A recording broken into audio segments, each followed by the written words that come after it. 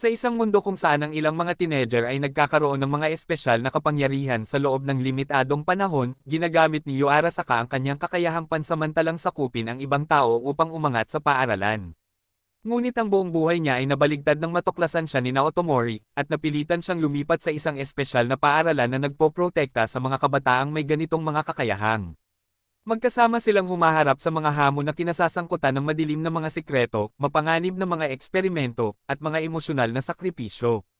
Si Yu ay isang 15 taong gulang na batang lalaki na, bukod sa pagiging isang ganap na taunan, ay medyo hindi kanais-nais din at may lubos na kadudad ang personalidad. Palagi niyang sinusubukang mauna sa lahat ng bagay sa pamamagitan ng pandaraya. Isang araw, bigla na lang umalis ang kanyang ama at sinabing bibili siya ng sigarilyo ngunit hindi na bumalik. Ngunit gayunpaman, hindi lahat ng bagay sa kanyang buhay ay ganap na bigo. Kahit na iniwan siya, si Yu ay may mas mataas na hitsura kaysa sa karaniwan at ang kanyang mapanlinlang na ngiti na talagang nakakakuha ng atensyon ng mga tao. Ito ang dahilan kung bakit maraming babae ang nahulog sa kanya. Ngunit sa likod ng kanyang kaakit-akit na anyo, isa lamang siyang mayabang na binata na ginagamit ang kanyang espesyal na kapangyarihan upang linlanggan ang lahat ng nakapaligid sa kanya. Sa sansinukob na ito, mayroong isang kakaibang kababalaghan. Kapag ang ilang mga bata ay umabot sa pagbibinate, gigisingan nila ang mga supernatural na kapangyarihan. Ngunit ang mga kakayahang ito ay hindi permanente. Naglalaho ang mga ito kapag ang tao ay naging adulto. Mula pagkabata, palaging iniisip ni Yu ang kanyang sarili bilang nakahihigit, patuloy na inilalagay ang kanyang sarili sa itaas ng iba na parang siya ay isang taong tunay na espesyal. Nang sa wakas ay umabot na siya sa kanyang mga taon ng pagbibinata, nagising ang kanyang kapangyarihan. Kaya niyang kontrolin ang katawan ng ibang tao sa maikling panahon. Ngunit may isang napakahalagang limitasyon. Magagawa niya lamang ito sa loob ng 5 segundo. At sa maikling panahong iyon, ang sarili niyang katawan ay bumagsak sa lupa na parang walang malay. Pagkatapos ng maikling panahong iyon, ang kanyang kamalayan ay hinihila pabalik sa kanyang sariling katawan. Habang tumatagal, si Yu ay nagiging mas mahusay sa paggamit ng kanyang kapangyarihan. At sinisimulan niyang isulong ang mga limitasyon ng kaya niyang gawin dito, sinusubukan ito sa mga mapanganib at kadudad ang sitwasyon, tulad ng pagtugon sa kanyang kuryosidad kung ano ang pakiramdam na nasa loob ng katawan ng isang babaeng mayaman. Naghihiganti rin siya sa mga taong hindi niya gusto, gamit ang kanyang kakayahang hilahin sila sa mga away o mga nakakahiyang senaryo. Ngunit ang paraan ng paggamit niya ng kapangyarihang ito ay madalas sa paaralan. Nangungopya siya sa mga pagsusulit, nanlaloko ng mga guro, at palaging sinisiguro na makakakuha siya ng pinakamataas na marka. Ganito siya nakapasok sa isang prestihiyosong pribadong paaralan na para sa mga mahuhusay na estudyante. Magaling pa nga siya sa entrance exam, pero dahil lang sa pandaraya.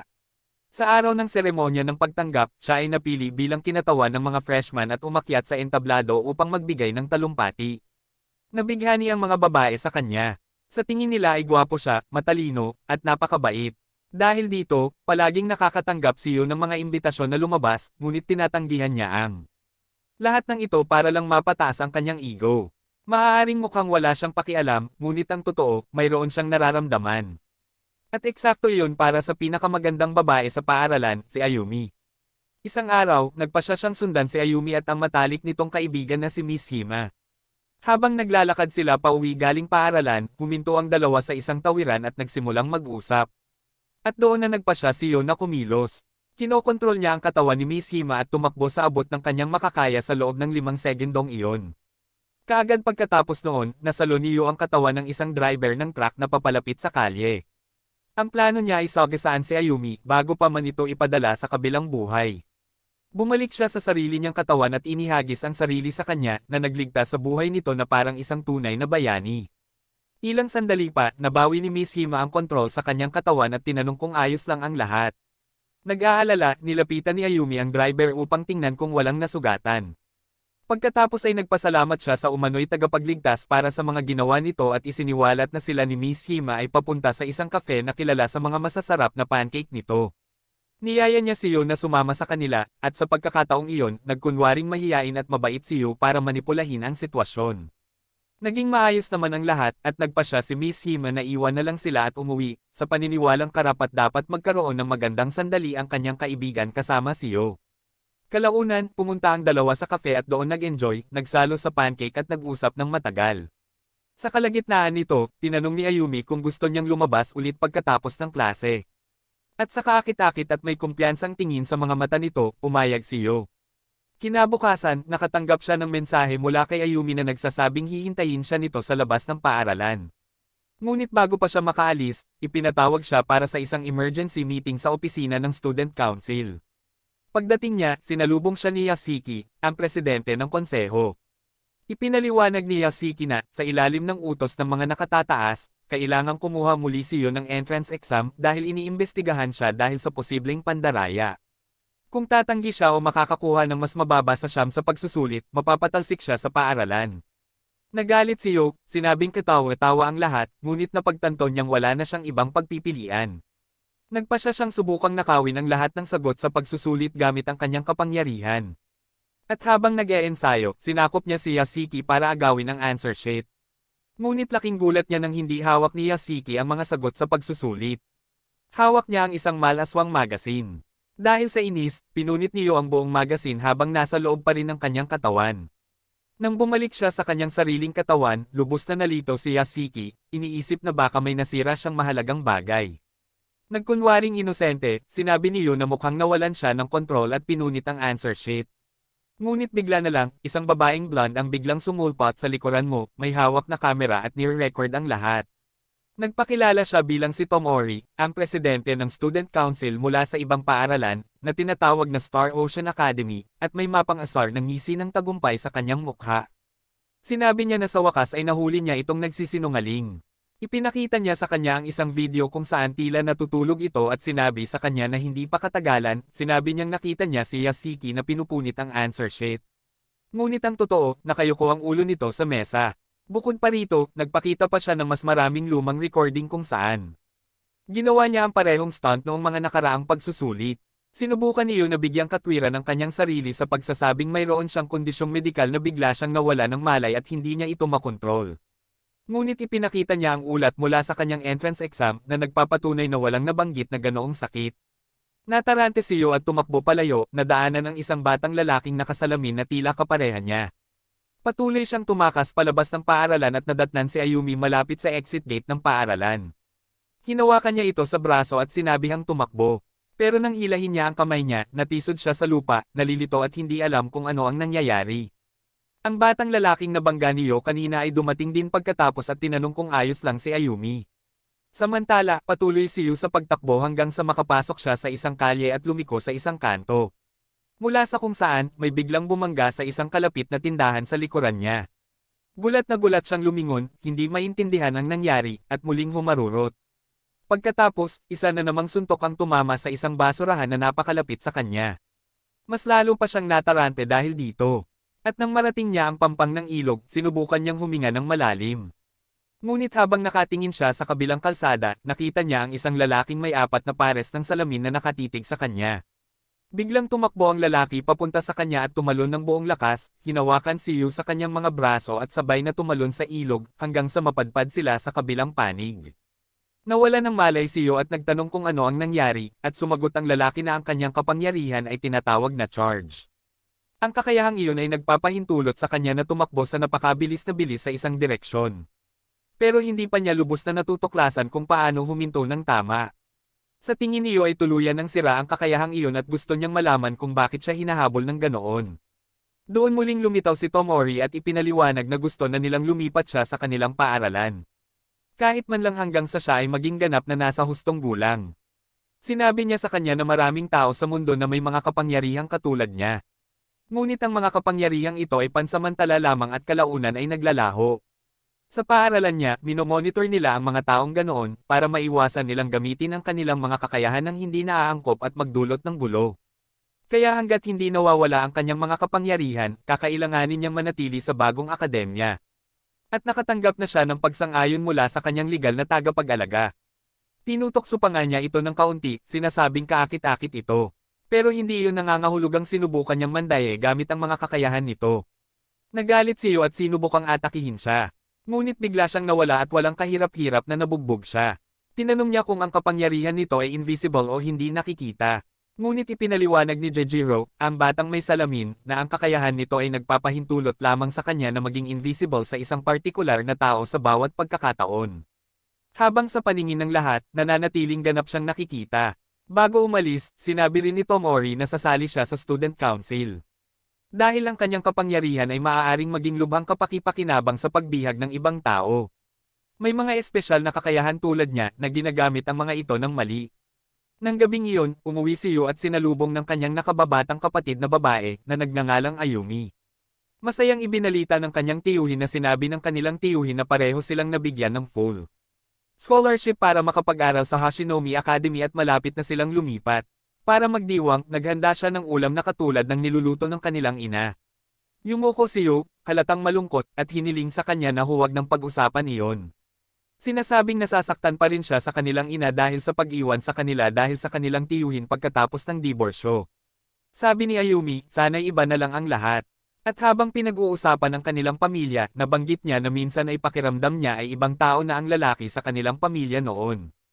Pero sinagot niyo na silang dalawa na lang ngayon at kailangan na niyang itigil ang paghahalo ng mga pangarap at katotohanan. Nang gabing iyon, tinapos ni Ayumi ang kanyang araw sa pagtitig sa mga bituin gamit ang kanyang teleskopyo. Iminungkahi niyo na manood siya ng isang palabas sa TV sa gabi. Dahil, ayon sa kanya, iyon ay isang napatunayang paraan upang makahanap ng mga bagong kaibigan. Kinabukasan ng umaga, lumipat sila sa kanilang bagong dormitoryo sa loob ng paaralan. Tuwang-tuwa si Ayumi na sa wakas ay mayroon ng maluwag na silid na matitirhan. Sa pagtatapos ng araw, lumabas si Yo kasama si Ayumi, ang babaeng dati niyang kinagigiliwan. Nagsalita siya tungkol sa paglipat, sinusubukang linawin, kahit hindi direkta, na gusto pa rin niya itong makitang muli. Ngunit naunawaan ni Ayumi ang sitwasyon at magalang na tinanggihan siya, na nag-iwan sa kanya na lubos na natigilan. Kalaunan, binisita ni Tomori at Jujuro ang kanilang silid upang tumulong sa pag-aayos ng mga bagay-bagay. Nagbiro sila kay Yo, nagpakilala sa kapatid nito, at tinulungan sila sa lahat ng bagay. Ipinakita pa ni Tomori ang ilang mga trick gamit ang kanyang mga kapangyarihan kay Ayumi, at ang dalawa ay naging matalik na magkaibigan. Pagkatapos umalis ng lahat, sabay-sabay na naghapunan ang magkapatid. Kinabukasan, naghanda si Yu para sa kanyang unang araw sa bagong paaralan. Bago siya umalis, naghanda si Ayumi ng bento na may kanin at omelette na ngayon ay nilagyan ng sarsa na may lasa ng pizza. Dati, iyon ang paborito niyang ulam, ngunit ngayon ay hindi na niya ito masyadong gusto. Pagdating sa paaralan, sinalubong siya ni Tomori at Jujuro at agad na nagtanong, mayroon bang espesyal na kakayahan ang lahat ng naroon. Ipinaliwanag ni Jujuro na karamihan sa mga estudyante ay madyay gising pa rin ng kanilang mga kapangyarihan o nagsisimula pa lamang magpakita ng mga senyales ng mga ito. Pagkatapos ay ipinaliwanag ni Tomori na noong nakaraan, kapag may natuklasang isang taong may supernatural na kakayahan, madalas silang dinadala ng sapilitin sa mga laboratorio kung saan isinasagawa ang mga nakakatakot na eksperimento. Ngunit salamat sa isang partikular na individual, isang sistema ng proteksyon ang nilikha para sa mga batang may espesyal na kapangyarihan. Sinubukan niyo na ilipat ang usapan, nagkunwaring hindi naman ganoon kaseryoso. Pero isiniwalat ni Tomori na ang kanyang kuya ay isa sa mga biktima na hindi nakaligtas sa mga eksperimento. Pagkatapos ay tinanong niyo kung bakit kailangan niyang gamitin ang kanyang mga kapangyarihan sa labas ng paaralan, ngayong miyembro na siya ng konseho ng mga estudyante. Ipinaliwanag ni Tomori na ang kanilang misyon ay hanapin ang mga kabataang may kapangyarihan at tigilan silang malantad, sa pamamagitan man ng pagkumbinsi sa kanila o direktang interbensyon upang matiyak na ligtas ang lahat. At syempre, babayaran siya para dito dahil mayroon siyang nakababatang kapatid na babae na aalagaan. Anumang karagdagang kita ay malugod na tinatanggap. Tinanggap niyo ang alok at tumungo sa kanyang bagong silid-aralan upang magpakilala. Naniniwala siyang kaya niyang panatilihin ang pagiging isang mabuting estudyante. Ngunit agad na nasira ang planong iyon nang mapagtanto niyang nasa iisang klase sina Tomori at Jujiro. At ganoon na lang, nasira ang estratehiya niya na magmukhang isang huwarang estudyante. Habang nagbabakasyon, tinanong niyo si Jujiro kung paano naging presidente ng student council si Tomori noong unang taon niya sa kolehiyo. Sumagot si Jujiro na kahit sinong estudyante ay maaaring tumakbo, ngunit ang tungkulin ay karaniwang napupunta sa isang taong nagpapakita ng inisyatibo at marunong gumamit ng kanilang mga kakayahan ng responsable. Pagkatapos noon, napagpasyahan nilang pumunta sa cafeteria para bumili ng makakain, dahil sawang-sawa na si Yo na laging may kasamang matamis na kanin na may omelette. Sobrang sikip ng cafeteria, kaya naghanap ng paraan si Jujiro. Dumiretso siya sa counter, iniwan ng pera, kumuha ng 4 na rib sandwich, at tumalon palabas sa isa sa mga bintana sa gilid. Muling sumulpot siya sa likuran ni Yu at inabot sa kanya ang mga sandwich. Ipinaliwanag niya na karaniwan silang nakasuot ng magaan na baluti sa ibabaw ng kanilang mga uniforme para hindi sila masaktan habang ginagawa ang mga ganoong stunt. Pagkatapos noon, bumalik ang dalawa sa klase at sabay na nagmeryenda. Sinamantala niyo ang pagkakataong magtanong tungkol kay Tomori sa kagustuhang maunawaan kung bakit siya nakahiwalay. Ipinaliwanag ni Jujiro na ang kapangyarihan niya ay ginagawa siyang hindi nakikita ng isang tao lamang sa bawat pagkakataon, ibig sabihin kapag ginamit niya ito sa isang tao, nakikita lang siya ng lahat na nananakit sa isang taong hindi man lang lumalaban. Nag-iwan ito ng napakasamang impresyon sa kanya sa gitna ng ibang mga estudyante. Di nagtagal pagkatapos, dumating si Tomori at sinabing paparating na ang kanilang partner at maaaring may bagong misyon na darating. Tumungo ang grupo sa opisina ng Student Council kung saan napansin niyo ang isang malaking mapa na nakakalat sa mesa. Bigla, sumulpot ang isang lalaking may mahaba at basang buhok. Tahimik siyang pumasok, itinuro ang isang lugar sa mapa, at sinabing ang lugar ay Nambo High School, pagkatapos ay agad na umalis ng walang imak. Tinanong niyo kung sino ang kakaibang lalaking iyon, at ipinaliwanag ng iba na siya ang kanilang katuwang, ang tumutulong sa paghahanap ng mga taong may kakayahan at pagtukoy din kung anong uri ng kapangyarihan ang mayroon sila. Dahil doon, lumiban silang lahat sa klase at dumiretso sa Nambo High School. Pumasok sina Tomori at Jujiro sa paaralan at nagsimulang mag-imbestiga. Nakipag-usap sila sa ibang mga estudyante, sinusubukang alamin kung may nakapansin ng kakaiba nitong mga nakaraang araw. Maya-maya, bumalik si Tomori kay Yu at sinabi sa kanya na may nakita silang kaina-hinalang tao. Hiniling niya rito na gamitin ang kakayahan nito para angkinin ng lalaki at tingnan kung ano ang laman ng bag nito. Nagsimulang tumakbo ang dalawa at nakita ang isang lalaking tumatakas na may dalang backpack. Ginamit niyo ang kanyang kapangyarihan, pumasok sa katawan ng lalaki, at sinimulang ihagis ang lahat sa lupa. Nang matapos ang oras ng paghawak, pinigilan ni Jujiro ang sospek habang hinahalungkat ni Tomori ang bag, at nakakita ng isang itim na sobra na naglalaman ng ilang litrato. Ang isa sa mga larawan ay nagpapakita ng isang estudyante mula sa paaralan, at ang isa pa ay tila isang X-ray na bersyon na nagpapakita maging ng suot nito sa ilalim ng kanyang damit. Hinarap niyo ang lalaki na umamin na siya ang bumili ng mga litratong iyon, at matapos mapilit, isiniwalat niya na ang mga ito ay ibinente ng isang taong nagngangalang Yudo mula sa Class 2E kasama ang bagong impormasyong iyon. Nagmamadaling pumunta ang grupo sa nabanggit na silid-aralan at natuklasan na si Yudo ang pinuno ng archery club. Pinilit ni Tomori na buksan ang locker niya at nakakita ng napakaraming material na maaaring magdulot ng pagkakasala. Pagkatapos, nagpasya siyang kausapin ito ng mag-isa ngunit bigla na lamang lumitaw mula sa kung saan na ikinagulat niya.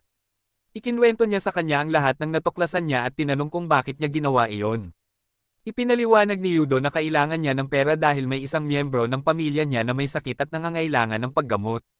Sumagot si Tomori na ang pagtahak sa landas na ito ay haantong lamang sa kanya sa mas masamang kapalaran, at kung magpapatuloy siya, mahuhuli siya at ipapadala sa isang laboratorio, kung saan siya ay tretuhin na parang isang alien mula sa Area 51.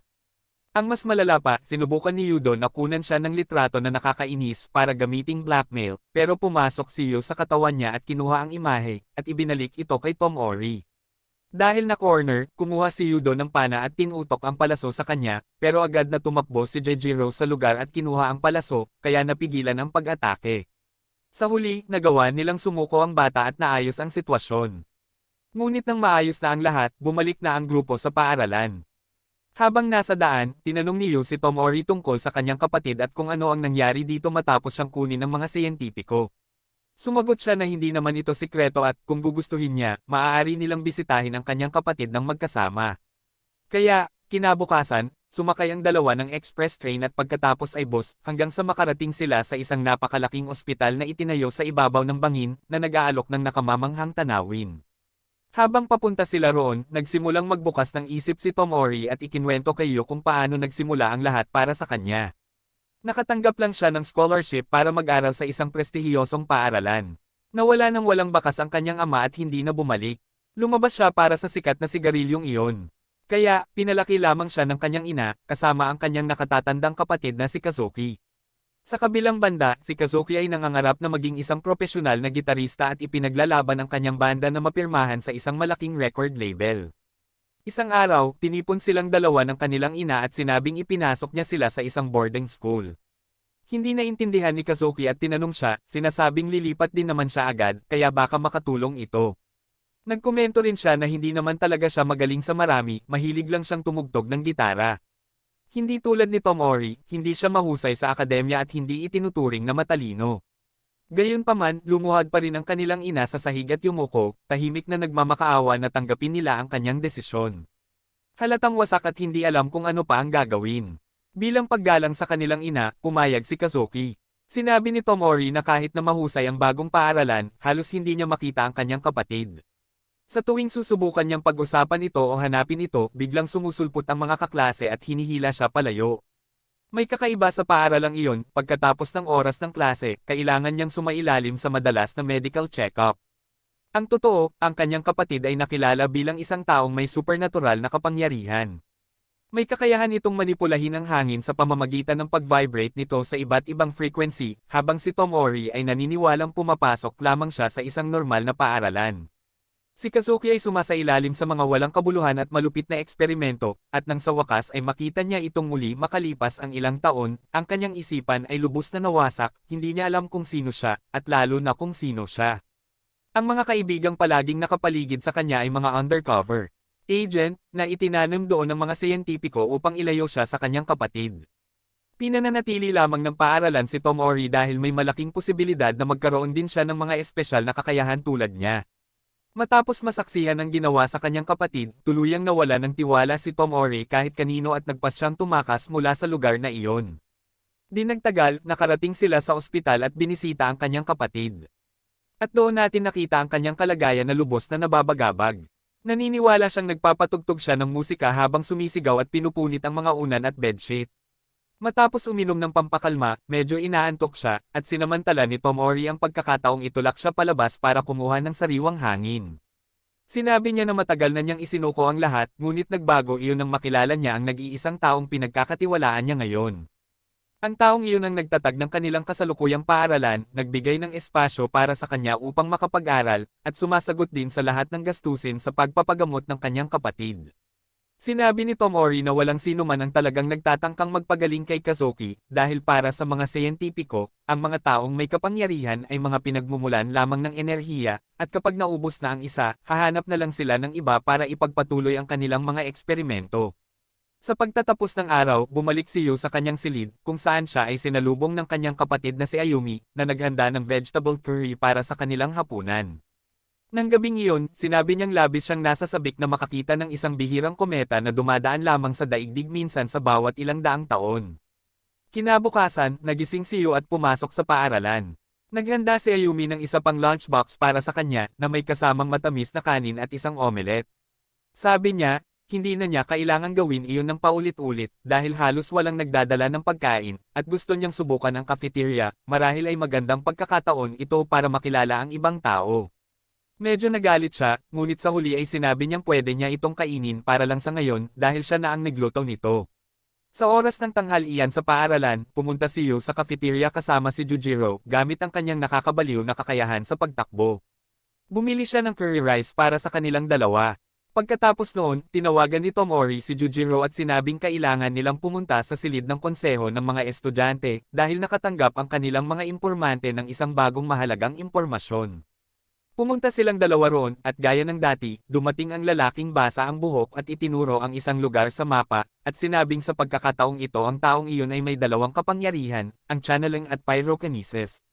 Sa madaling salita, kaya niyang makipag-usap sa mga patay at kontrolin din ang apoy. Naintriga sila at tumungo sa isang makipot na eskinita para imbestigahan ang taong ito na may dalawang kakayahan. Nagsimulang magtanong si Tomori at natagpuan ang isang babaeng nagsabing nakakita siya ng isang matandang lalaki na humahabol kay Yusa, isang sikat na idol singer sa TV. Nang marinig niyo ang pangalan nito, napagtanto niyang iyon pala ang mga awit na sinasamba ni Ayumi. Tuluyan nang nawala sa sarili si Jujiro, at naging baliw na rin siyang tagahanga. Sinubaybayan niya ang lahat tungkol kay Yusa, kasama na ang mga ilegal na grupo ng tagahanga sa social media. Sinubukan niyo na umakto na parang isang strategist at iminungkahing tawagan ang kanyang label para subukang mag-set up ng meeting. Pero agad siyang pinutol ni Tomori, sinabing hindi ganoon ang takbo ng mundo, at walang kumpanya ang magpapahintulot sa mga teenager na makilalaang isang sikat na idolo. Samantala, patuloy niyang pinagmamasdan ang lugar hanggang sa makita niya ang isang lalaking lumiliko sa isang kanto. Hinabol niya ito, ngunit gaya ng inaasahan, sinuntok siya ng lalaki, inihagis siya sa lupa, at tumakbo palayo. Ginamit ni Yu ang kanyang kakayahang humawak at pumasok sa katawan ng lalaki, na nagbigay daan kay Jujiro na ihagis siya ng buong lakas sa pader, na nabali ang ilan sa mga tadyang nito. Lumapit si Tomori sa lalaki at nagbabala na kung gusto niyang mailigtas, kailangan niyang sabihin kung nasaan si Yusa at kung bakit siya tumatakbo palayo. Inamin niyang sinusunod lang niya ang mga utos, sinasabing pinaponte siya ng Tayo TV para hulihin siya, at pagkatapos noon, dinala siya ng ambulansya. At nilapitan ng grupo ng isang batang lalaking may pulang buhok. Tinanong ng batang lalaki kung ano ang ginagawa nila sa lugar na iyon, at ipinaliwanag ni Tomori na sinusubukan nilang hanapin si Yusa dahil naniniwala silang maaaring nasa panganib ito at gusto siyang tulungan. Pagkatapos ay tinanong niya kung paano nila nalaman iyon, at isiniwalat ni Tomori na mayroon silang mga supernatural na kapangyarihan, tulad ni Yusa. Labis na nagulat ang bata at gustong malaman kung paano nila ito nalaman, at humingi ng patunay. Kaya ginamit ni Tomori ang kanyang invisibility power sa harap mismo ni Yusa. Dahil humanga, dinala sila ng bata sa isang nakatagong silid sa ilalim ng lupa, kung saan nila natagpuan si Yusa at isa pang lalaki. Nagkunwaring baliw na tagahanga si Jujiro, ngunit pinalayas siya ni Tomori at nagsimulang makipag-usap ng seryoso kay Yusa. Ipinaliwanag ni Yusa na siya ay may kondisyon kung saan siya ay nawala ng malay at nagigising sa iba't ibang lugar. Napagtanto ni Tomori na ang tunay niyang kakayahan ay sinasapian ng mga espiritu ng mga yumaong tao, at tinanong niya ang mga lalaki kung may alam pa ba sila tungkol dito. Ipinaliwanag nila na si Yusa ay may nakatatandang kapatid na babae, si Misei, na namatay sa isang aksidente. Sa sandaling iyon, tuluyang nagbago ang personalidad ni Yusa, at nagsimula siyang umakto na parang isang ganap na pabaya. Si Misei ang pumalit at nagtanong kung bakit nababanggit ang pangalan niya sa mga estranghero, at pagkatapos ay sinimulang sunugin ang lahat ng bagay sa paligid niya hanggang sa makakita siya ng mga marshmallow at kumalma. Kinausap siya ni Tomori at nalaman na kayang sakupin ni Misei ang katawan ng kanyang kapatid para gamitin ang sarili niyang kapangyarihan, na siyang pagkontrol sa apoy. Tinanong niya kung sino ang mga humahabol kay Yusa, at sinabi ni Misei na mga dati niyang kaibigan ang mga iyon. Pagkatapos ay gusto niyang malaman kung bakit nila hinahabol ang kanyang kapatid na babae, at ipinaliwanag ng mga lalaki na dahil ito sa isang cellphone. Ang device na iyon ay aksidenteng natangay ni Yusa pagkatapos ng isang recording, ngunit naglalaman ito ng mga confidential na mensahe mula sa isang sikat na TV producer tungkol sa korupsyon at money laundering na uri ng bagay na maaaring magdulot ng pagkakakulong sa isang tao kung sakaling malaman ito ng pulisya. Ngunit kahit na ibalik nila ang device, masisira ang karera ni Yusa dahil ang industriya ay puno ng mga tiwali at kriminal na tao. Sinabi ni Misei na susunugin niya ang buong istasyon kung gagawin nila iyon sa kanyang kapatid. Ngunit nakipagtalo si Tomori sa kanya, sinabing kailangan niyang kontrolin ang sitwasyon kung ayaw niyang maaresto ang kanyang kapatid. Nangako siya na may plano siyang protektahan ang kanyang kapatid at makaganti rin. Pagkatapos ay hiniling niya sa mga lalaki na kumuha ng damit na hindi nasusunog. Kalaunan, nakipag-ugnayan sila sa producer at inayos ang pagbabalik ng telepono sa pamamagitan ni Yusa. Gayunpaman, nagsimulang kumilos ng kasuklam-suklam ang lalaki, kaya muling kinontrol ni Misei ang katawan at sinunog ang dalawa sa kanyang mga gwardya. Pagkatapos noon, minanipyala niya ang isa sa mga gwardya para saksakin ang sarili nitong binti at tuluyang nawala ang isa pa. Pagkatapos ay lumapit siya sa producer, itinaas ang kanyang kamay, at pinasuntok at pinasipa ito hanggang sa matamba ito sa lupa. Binato niya ito ng telepono at nagbanta na kung guluhin nito ang karera ng kanyang kapatid, makakasalubong niya ito sa impyerno. At tumakbo palayo ang lalaki sa takot. Naging epektibo ang plano dahil pinalitan ng mga kaibigan ni Misei noong bata pa sila ng mga tunay na bodyguard at nagsuot ng mga espesyal na damit na hindi tinatabla ng apoy. Sa ganoong paraan, makakaatake siya gamit ang apoy nang hindi nasasaktan ang sinuman. Kinontrol ni Tomori ang ikatlong gwardya at pinasugat ito, habang itinumba naman ni Jijiro ang huli sa isang baluktot na puno. Sumama rin si Jijiro, binugbog ang producer para bigyan ng impresyon na si Misei ay may hindi mapigil ang supernatural na kapangyarihan. Nang malutas na ang problema, sinabi ni Misei na mas makabubuting panatilihin si Yusef na nangangahulugang ililipat siya sa parehong paaralan nila. Kapag nawala na ang mga kapangyarihan, hindi na makokontrol ni Misei ang kanyang katawan. Pumayag si Misei sa plano, ngunit hindi pa rin lubos na tinatanggap ng batang may pulang buhok ang ideya. Humingi siya ng sandali para makasama ito ng mag-isa at binuksan ang kanyang puso. Nakonsensya siya dahil nakaligtas siya sa aksidente sa motorsiklo na naging sanhi ng pagkamatay ng babae, at inamin na gusto niya itong ligawan, ngunit pinili nitong magpatuloy ng mag-isa sa kabilang buhay. Tinapik siya ni Misei ng mahina, sinabihan itong magpatuloy at alagaan ang sarili niyang buhay, at tinanggap ang paglipat sa Roshinomi Academy. Nang maayos na ang lahat, umuwi si Yu at sinalubong siya ng kanyang kapatid gaya ng dati, tuwang-tuwa na makasama siyang kumain ng hapunan. Naupo sila at ikinwento ni Yu ang lahat ng nangyari kay Yusan, at sinimulan siyang idolohin ni Ayumi na parang isang sikat na artista. Nabanggit niya na maaaring mag-aral ito sa kanilang paaralan, at tuwang-tuwa si Ayumi sa posibilidad na makita niya ito ng personal. Kinabukasan, nagising si Yu at nakita si Ayumi na naghahanda ng almusal kasama ang buong pagmamahal niya. Sa menu, French toast na nilagyan ng kanyang sikretong sarsa. Tama, ang kanyang sikat na pizza sauce. Matapos itong kainin lahat, tumakbo si Yu papuntang paaralan at sinalubong si Jijiro. Sa klase, lahat ay nasa sabik sa pagdating ni Yusan. Si Yu ay interesado sa kung ano ang mangyayari kapag dumating na siya. Maya-maya, pumasok ang guro at ipinakilala ang bagong transfer student na isang sikat na estudyante. Naging magulo ang klase, ang ilan ay nagsimulang sumayaw, ngunit mabilis silang napag-alitan ng guro. Gaya ng dati, nagpakyut si Yusan at hiniling sa lahat na kumalma, sinasabing dahil sa trabaho, lumiliban siya paminsan-minsan, ngunit gusto niyang i-enjoy ang buhay eskwela kasama ang lahat. Ang upuan niya ay katabi ni Tomori, at ang buong klase ay nagsimulang magtipon sa paligid niya na parang isa siyang bituin.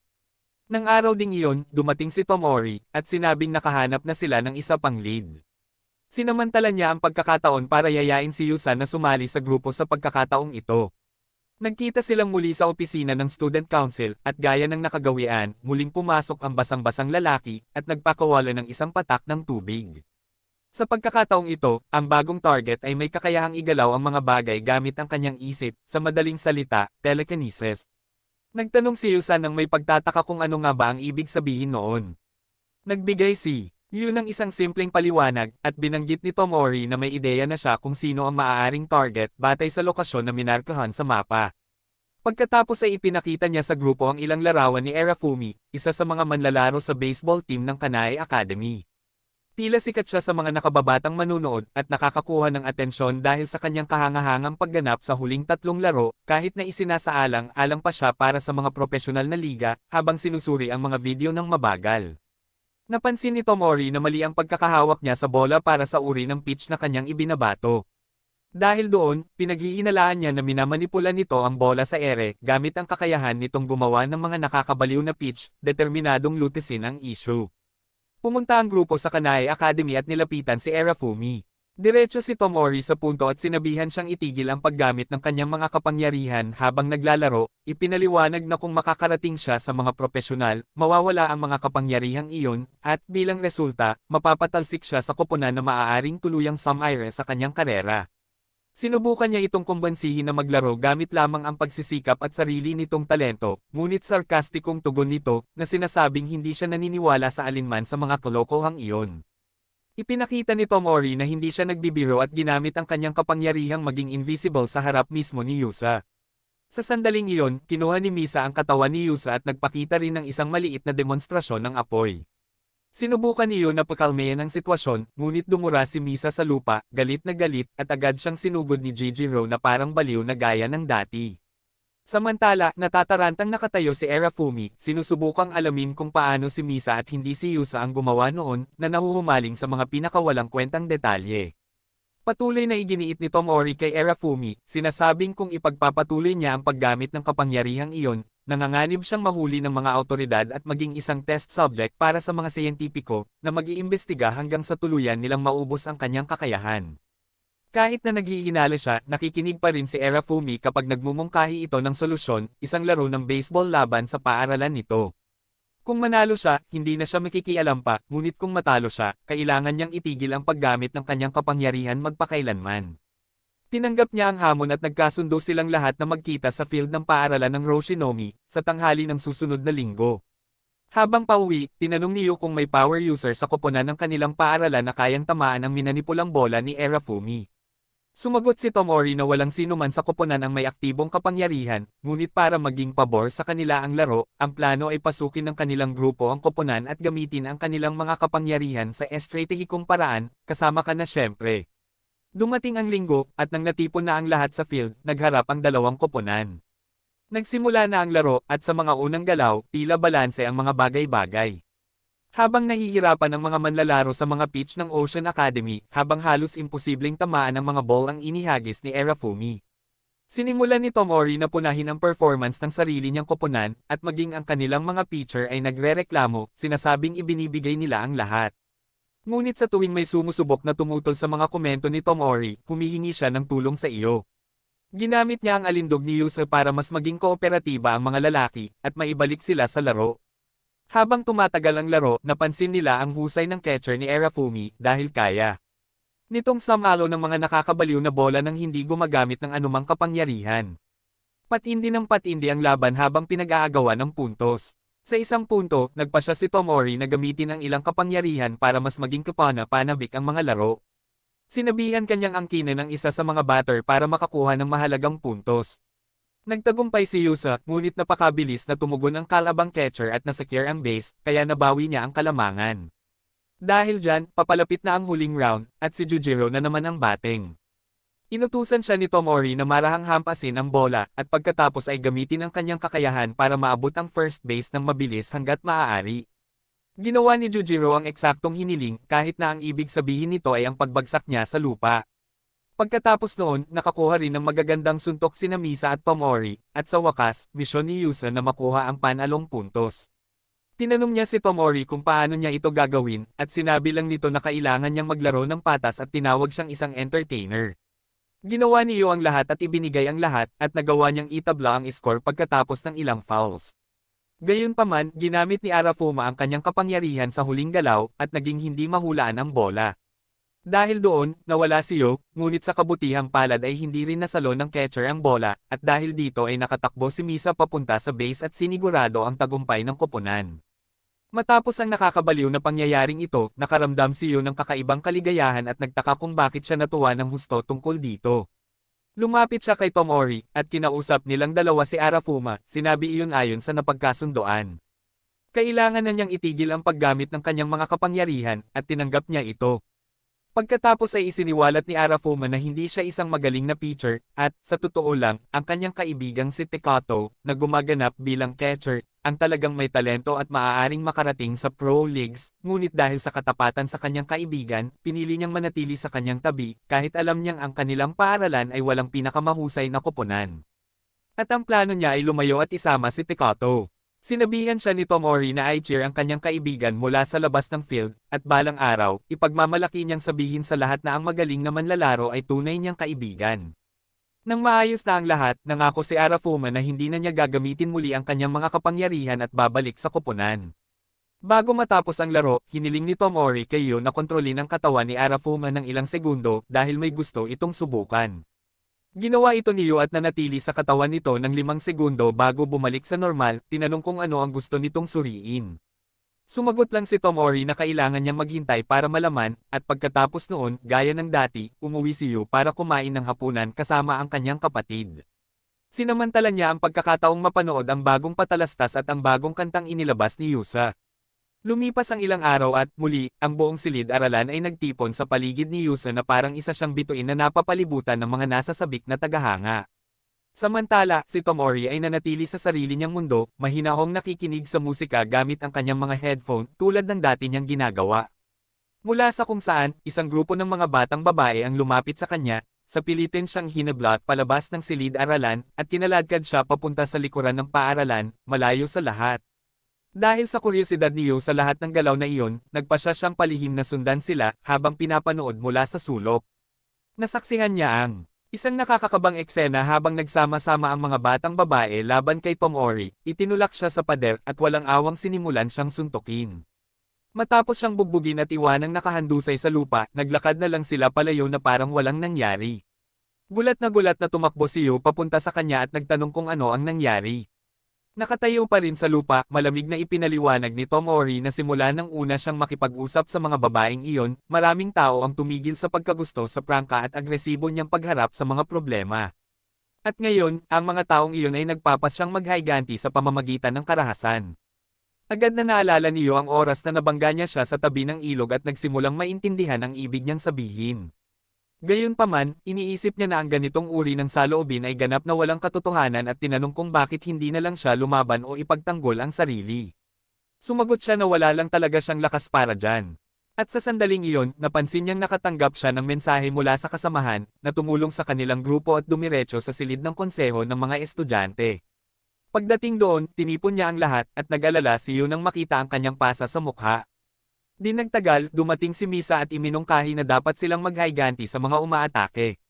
Ngunit si Tomori, na nanatiling kalmado, ay nagsabing ayaw niyang gumanti at binaliwala ang usapan. Doon biglang sumulpat ang kakaibang batang iyon na laging sumusulpot dala ang isa pang bagong impormasyon. Sa pagkakataong ito, nagdala siya ng mapa at itinuro ang isang bulubunduking rehiyon bilang isang bagong punto ng interes. Ang bagong target ng grupo ay tila isang taong may kakayahang lumipad, at tila narinig na ni Tomori ang tungkol sa taong ito. Kinuha niya ang dokumento, inilapag ito sa sahig, at ipinakita na may ilang kamakailang ulat ng isang lalaking may pakpak na nakikitang lumilipad sa ibabaw ng mga bundok na iyon. Ang mga nasaksiyang ito ay kumakalat pa rin sa mga hindi kilalang forum at mga kaina-hinalang grupo tulad ng mga kulto sa rehiyon ng Nisha. Ngunit kung magpapatuloy ang mga ito, sandali na lamang bago simulan ng media na ibalita ang kaso. Kaya naman idiniin ni Tomori na kailangan nilang kumilos agad.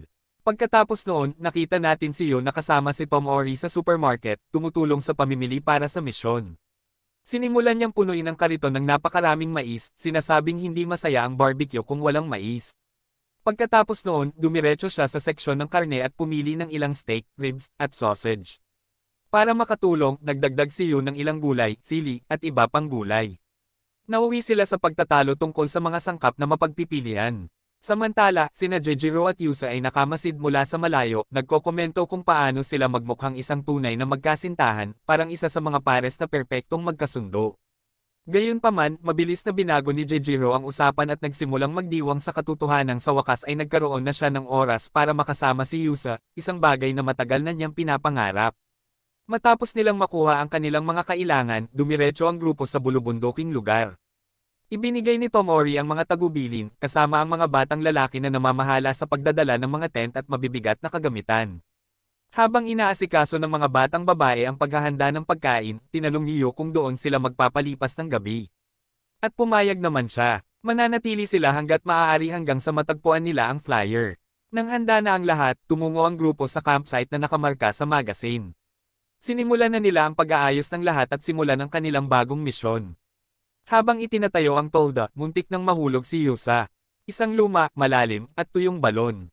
Tumawa ng malakas si Tomori sa nakita at hindi nag-aksaya ng oras na tinutokso siya, sinasabing nakakatawa sana kung makita siyang mahulog sa ganoong kabigat na lugar. Pagkatapos noon, ginugol ng grupo ang natitirang bahagi ng araw sa pagluluto ng sama-sama, pagtangkilik sa pagkain at pagkukwentuhan. Nagkakaroon ng masayang oras ang lahat at nang papalubog na ang araw, nagsimulang magtaka si Yo kung saan nagpunta si Tomori. Nagpasya siyang maglakad-lakad sa kagubatan at napadpad malapit sa isang bangin. Doon niya natagpuan si Tomori na mag-isang nakaupo sa isang bangkong bato, nakikinig ng musika habang nakasuot ng headphone. Habang ang langit sa itaas ay hindi kapani-pani walang maganda, puno ng mga bituin, lumapit si Yo at umupo sa tabi niya, interesado siyang malaman kung ano ang madalas niyang pinapakinggan.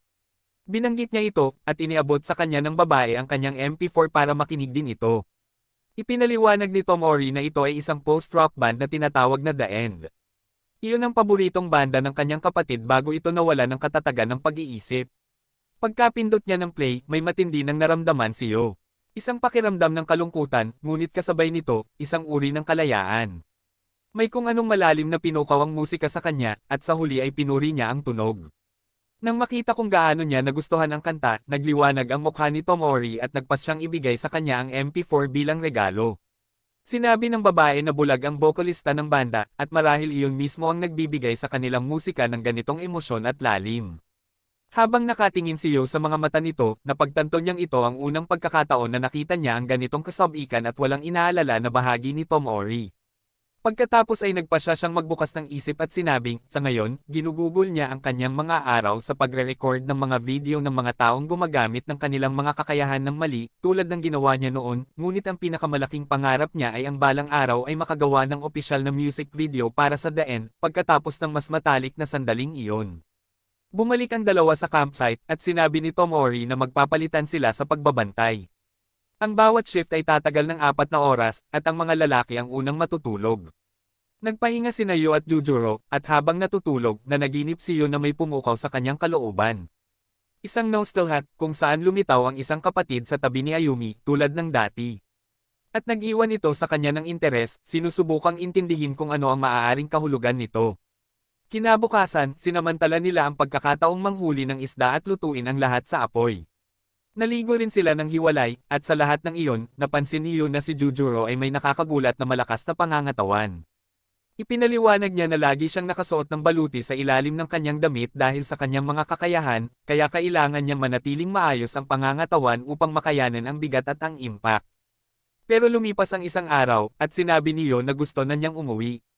Nag-aalala raw siya para sa kanyang nakababatang kapatid na babae na nag-iisa. Sinabi ni Tomori na hindi siya maaaring payagan na umalis ngayon at hiniling niya na magpahinga muna dahil sigurado siyang matatapos ang kanilang misyon kinabukasan.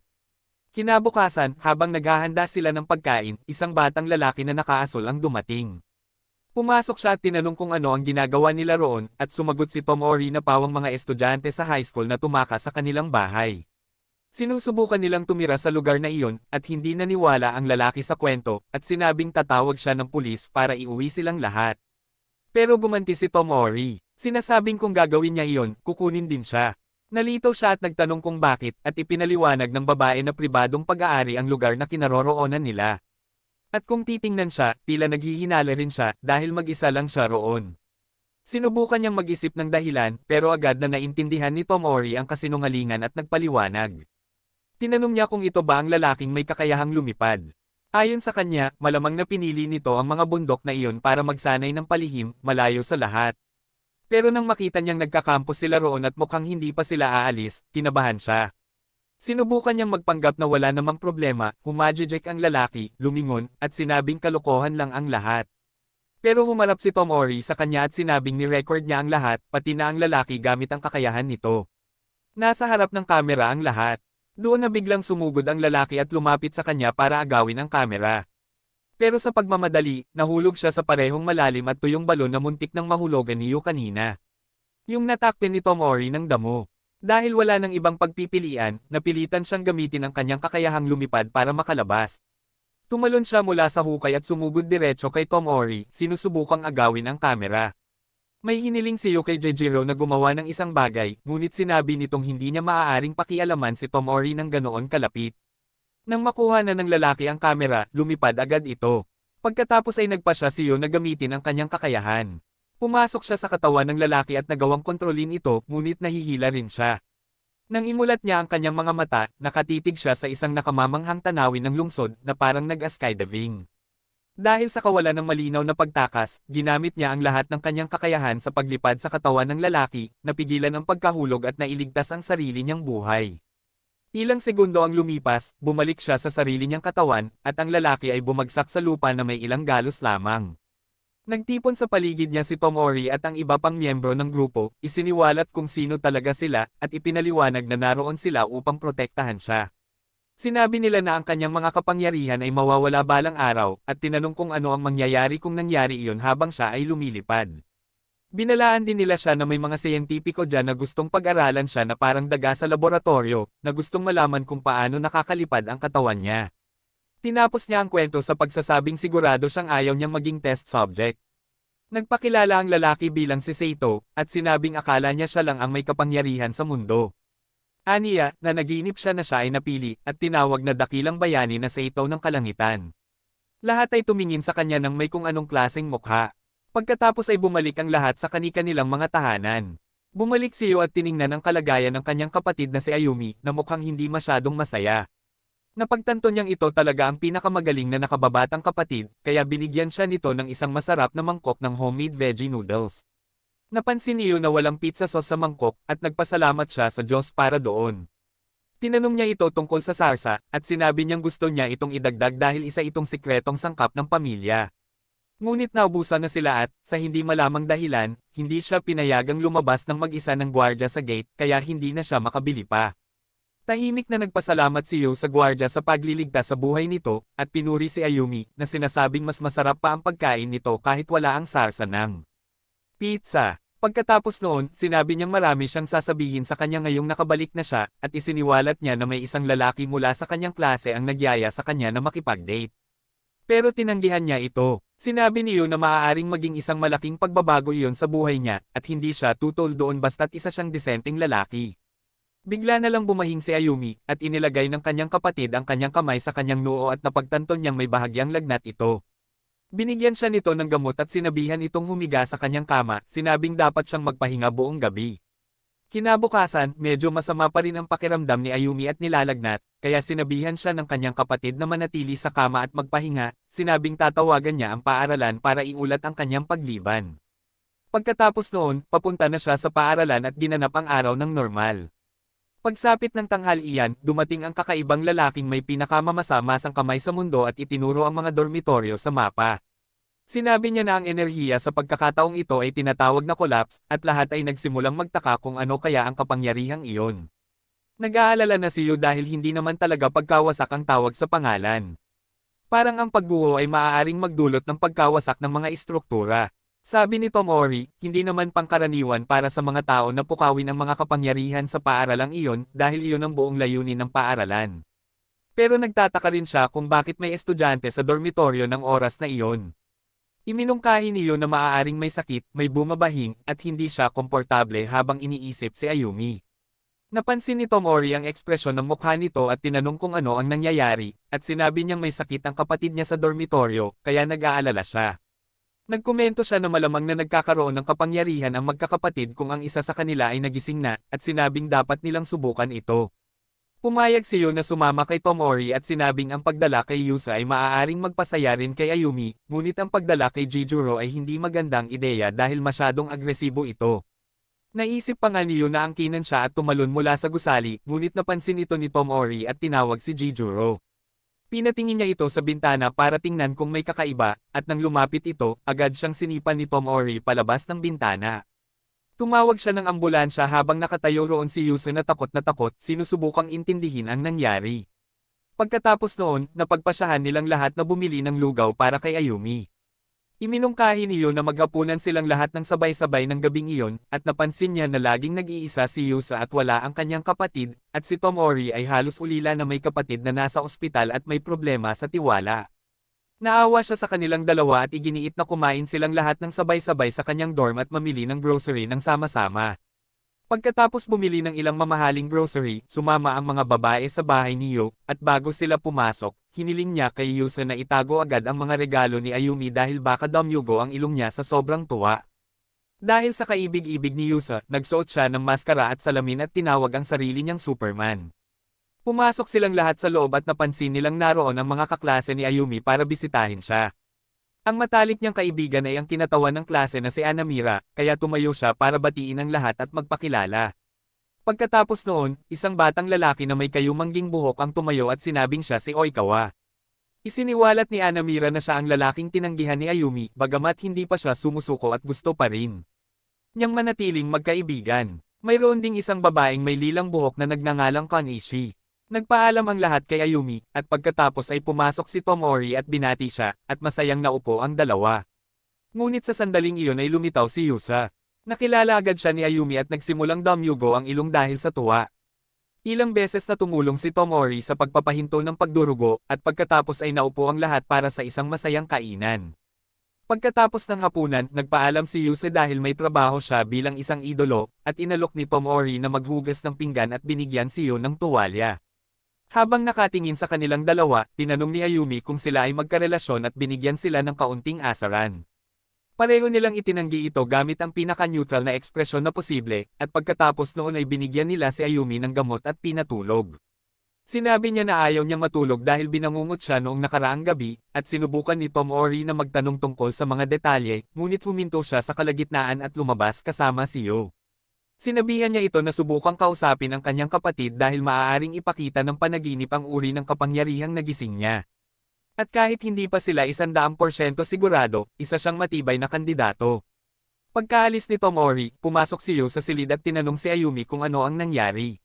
Sinabi niya na nanaginip siya na ang sahig at mga dingding ay nabibitak at nababasag sa paligid niya. Kinabukasan, ikinwento ni Yu sa iba, at pinaghihinalaan nila na maaaring isa itong mapanganib na kapangyarihan, na maaaring makapinsala pa sa gumagamit.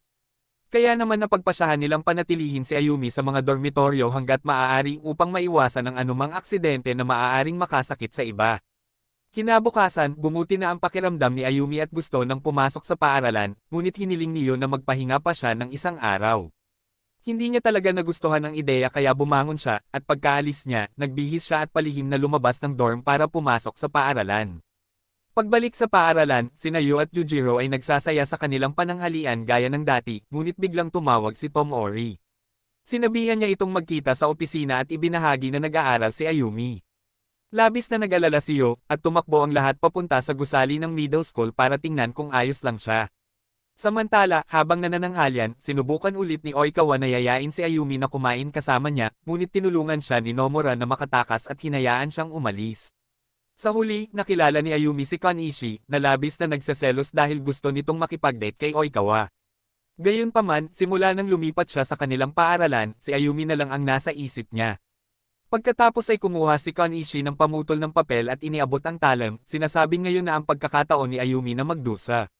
Sinubukan siyang pakalmayan ni Ayumi, ngunit nang makita niyang hindi ito gumagana, nagsimula siyang tumakbo patungo sa rooftop.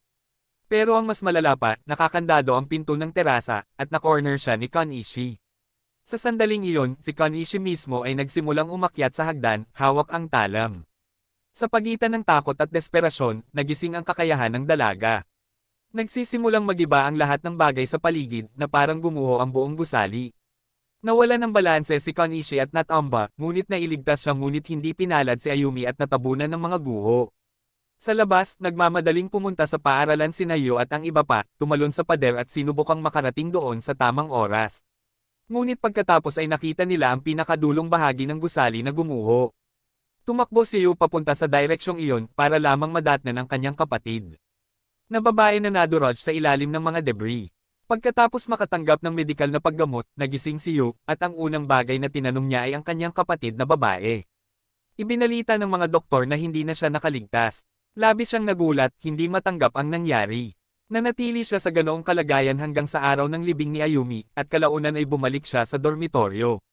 Isang liblib na lugar na walang sumalubong sa kanya, maliban sa curry na may kakaibang lasa ng pizza. Nagsimula siyang umiyak, sinisisi ang sarili, iniisip kung naipakita ba niya kung gaano niya talaga ito kamahal, at tinapos niya ang araw na umiiyak hanggang sa tuluyan na siyang makatulog.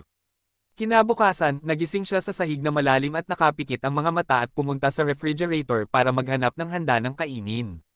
Nakahanap siya ng isang kahon ng instant noodles na binili niyo noong una siyang lumipat dito. Napagpasyahan niyang kainin iyon, at lumipas ang mga araw, at naging mga linggo. At di nagtagal, halos isang buwan na siyang nakakulong sa loob ng kwarto, napapaligiran ng mga kumot, ang sahig ay natatakpan ng mga walang laman na tasa, at ang kanyang mga mata ay lalong dumidilim sa bawat araw. Ilang beses na dumarating sina Jaijiro at Yusa na may dalang lutong bahay na pagkain, sinusubukan siyang yayain kumain kasama nila, ngunit lagi siyang tumatanggi. Hindi siya nakikipag-usap kahit kanino, hindi sumasagot, nananatili lamang doon. Maging si Misa ay sinubukang kausapin siya, ngunit may pinatibay na pinto sa pagitan nila. Naiintindihan niya na labis pa rin itong nagdadalamati sa pagkawala ng kanyang kapatid at nagpasya na sumuko. Sa huli, iniwan nila siya roon. Maya-maya, tinawagan nila ang unang crush ni Yu mula sa dati niyang paaralan. Sinubukan niya itong pasayahin, ngunit hindi man lang siya tiningnan nito, pakiramdam niya ay wala ng laman sa loob. Humingi lang siya ng pabor na makabili pa ng isang tasa ng pansit dahil naubusan na siya ng supply. Niyaya siya nitong sumama sa kanya, ngunit tumanggi ito at nagalit pa, sinabing hindi raw ito ang ina niya. Nasaktan at nabigla, umalis siya, at bumalik si Yu sa kanyang nakagawiyang pag-iisa at matinding kalungkutan. Nang sa wakas ay naubos na ang kanyang pagkain, nagpasya siyang lumabas at mag-restock. Ngunit nang buksan niya ang pinto, nadatnan niya ang dalawang gwardya at ang supervisor ng dorm na naghihintay sa kanya. Napagtanto niyang sinusubukan nila siyang agawin ng sapilitin, kaya ginamit niya ang kanyang kapangyarihan para kontrolin ang isa sa kanila at matamba ang isa pa. Dahil doon, nakatakas siya at dumiretso sa bangko para kunin ang lahat ng pera mula sa kanyang account. Nagpasya siyang maglaho sa mapa upang tumakas mula sa paaralan patungo sa isang lugar kung saan walang makakahanap sa kanya. Nauwi siya sa paninirahan sa isang net cafe ng ilang araw, tulad ng sa mga anime cliché breakdowns, ngunit agad din siyang nagsawa at lumabas para mamasyal. Nakakita siya ng isang stand na nagbebenta ng matatamis na dango, sinubukan ang isa, at nagustuhan ito. At pagkatapos noon, nakatuklas siya ng ilang first-person shooter games at nagpas siyang subukan ang mga ito. Mabilis niyang nasiyahan sa ideya ng pagpatay sa loob ng laro at nahumaling sa mga matatamis at arcade, hanggang sa isang araw ay nawalan siya ng pasensya sa dalawang lalaking matagal nang gumagamit ng paborito niyang makina. Hinarap niya sila, ngunit hindi nila ito nagustuhan, at kinaladkad siya sa ilalim ng isang madilim na tulay malapit sa riles ng tren. Doon, sinubukan nila siyang bugbugin, ngunit ginamit niyo ang kanyang mga kapangyarihan at pinag-atake nila ang isa't isa. Sa huli, nanalo siya at sinaksak pa niya ang huli sa binti gamit ang mga patpat na dango. Pagkalipas ng ilang araw, nilapitan siya ng pinuno ng gang na si Hosoye Amada, na gustong malaman kung siya nga ba talaga ang taong nagpabagsak sa isang buong gang ng mag-isa. Sinubukan ng pinuno na magpanggap na matapang, ngunit wala itong pakialam si Yo. Madali niyang nadominahan ang buong gang at natatalo silang lahat ng mag-isa. Sa huli, nagbanta pa siyang sasaksakin sa mata ang boss gamit ang isang dango stick at tinanong kung gusto nitong makilala bilang one-eyed crybaby. Mula sa puntong iyon, sinimulan ni Yo ang landas ng pagsira sa sarili, hinahamon ang sinumang gang na makakasalubong niya para lang sa kasiyahan. Isang araw, may nakasalubong siyang miyembro ng gang na may dalang maliit na bag ng droga. Naisip niyang baka masaya ito kaya sinubukan niya, pero sa sandaling iyon, sinipa siya sa mukha ng isang pamilyar na blonde. Sa wakas ay nagpakilala ang babae, at sinabing hindi niya hahayaang lumampas ito sa hangganan. Tinanong niya kung gaano na siya katagal sinusundan, at sumagot siya na simula pa noong unang araw, simula nang magising si Yumi sa kanyang kakayahan. Sinabi niya na sinundan niya ito sa net cafe, sa arcade, sa mga away, lahat na. Pakiramdam niya ay siya rin ang may kasalanan sa lahat ng nangyari at marahil ay mas naprotektahan niya sana si Yumi, marahil ay napigilan pa niya ang trahedya. Ngunit sa kabila ng lahat, hindi niya hahayaang mawala ang kanyang pagkatao. Nang marinig iyon, sa wakas ay bumalik sa dati ang kamalayan ni Yo at nagtanong kung ano ang dapat niyang gawin. Tinawagan niya ito at sinabing isasama niya ito sa pagkain ng masustansyang pagkain na tinanggihan naman nito. Pero nagalok siya ng kasunduan. Kung kakain lang siya kahit isang kagat, titigil na siya sa pang-iistorbo. Pumayag si Yo at sumama sa kanya sa bahay ni Gigi Rowe, na walang tao ngayong gabi dahil wala roon ang pamilya nito. Pumasok sila sa loob, at sinabihan siya nitong manood ng TV habang tinatapos niya ang paghahanda ng hapunan. Maya-maya, nagising siya na may hawak na plato ng kanin na may omelette, at sa unang subaw niya, napagtanto niyang kapareho pala ito ng lasa ng kanyang kapatid dahil sa sikretong sangkap. Ipinaliwanag ni Tomori na natagpuan niya ang recipe notebook ng kanilang ina sa kwarto ni Yumi at nagpasya siyang gamitin ito. Naniniwala siyang sinusubukan ni Yumi na muling likhain ang ulam pagkatapos ng pagkamatay ng kanilang ina dahil ito ang paborito ni Yu noong bata pa ito. Sa sandaling iyon, naalala ni Yu ang huling bento na ginawa ni Yumi para sa kanya ng kanin at omelette. Madalas siyang magreklamo noon, ngunit ngayon ay wala na siyang ibang magawa kundi umiyak. Iyon ang huling pagkaing inihanda ng kanyang mahal na nakababatang kapatid ng may labis na pag-iingat, kaya kinain niya ang lahat habang tumutulo ang mga luha sa kanyang mukha, pagkatapos noon. Inalok siya ng babae ng tisyo at isang tasa ng tsaa para makapagpahinga. Tinanong niyo kung ano ang susunod niyang gagawin mula ngayon. Iminungkahi ni Tomori na bumalik siya sa student council. Naalala niya ang pangako nilang hindi na makikialam pa at tinanong kung hindi ba plinano ang lahat ng ito mula pa sa simula. Sumagot si Tomori na hindi lang niya sinira ang pangako, kundi nilinis din niya ang kanyang plato, kaya malamang sabik na siyang makialam muli sa negosyo nito. Tumawa si Yo at nagpasalamat sa kanya para sa suporta, at nagpas siyang sumali muli sa konseho ng mga estudyante. Kinabukasan, naghanda siya at umalis ng bahay, determinadong magsimula ng isang bagong kabanata. Nagpaalam siya sa alaala ni Ayumi at tumungo sa paaralan, kung saan mainit siyang sinalubong ni Yo at ng iba pang mga kaklase.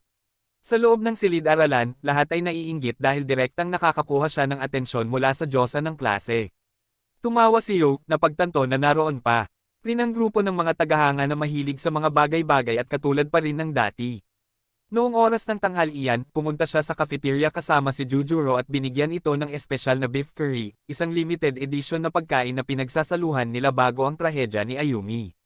Napansin niyo kung paano sinisikap ng lahat ng tao sa paligid niya na iparamdam sa kanya na tinatanggap siya, at talagang nagpapasalamat siya rito.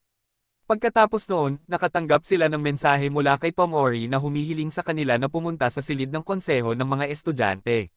Naisip nila na maaaring isa na naman itong palatandaan tungkol sa kilalang-kilalang dripper, ngunit pagdating nila, nalaman nilang si Yu lang pala ang gustong makarinig ng mga opinyon tungkol sa kanyang pinakabagong music video. Si Jujuro, na tuwang-tuwa gaya ng dati, ay halos mapatalon sa tuwa at lahat ay naging komportable nang panoorin ang video.